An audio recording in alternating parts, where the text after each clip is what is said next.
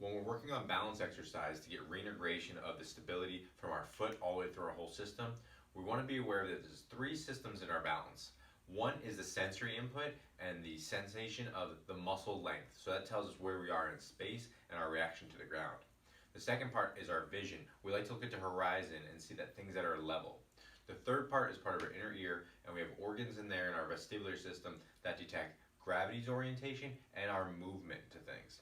So what we're going to do is we first start with an easy stance. So if I'm in a normal base stance like this, I can challenge this a little bit by closing my eyes, and that would take away the visual field. Or I can challenge it by keeping my eyes open, looking at a fixed target, and then moving my head side to side. I want to move it about halfway in each direction, and the faster I move it, the harder it is. There's a reflex that keeps my eyes locked to my target when my head moves. So the faster I make my head move, the more tuned in that reflex has to be. To make this a little challenging, I can make my feet narrower. That would give me a narrow base of support. I could go to a heel and toe stance, like I was on a tightrope. We call this a tandem stance.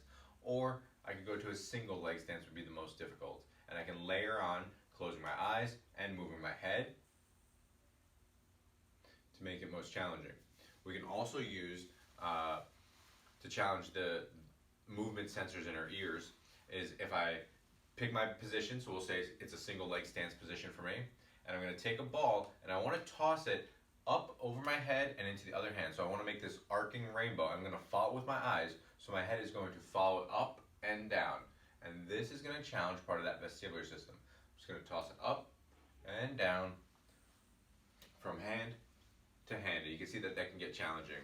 So we can use those combination of things, even if we didn't have the ball and we wanted to close our eyes bouncing on one foot and practice like as if we were following an imaginary ball. That would make our balance system challenged even more.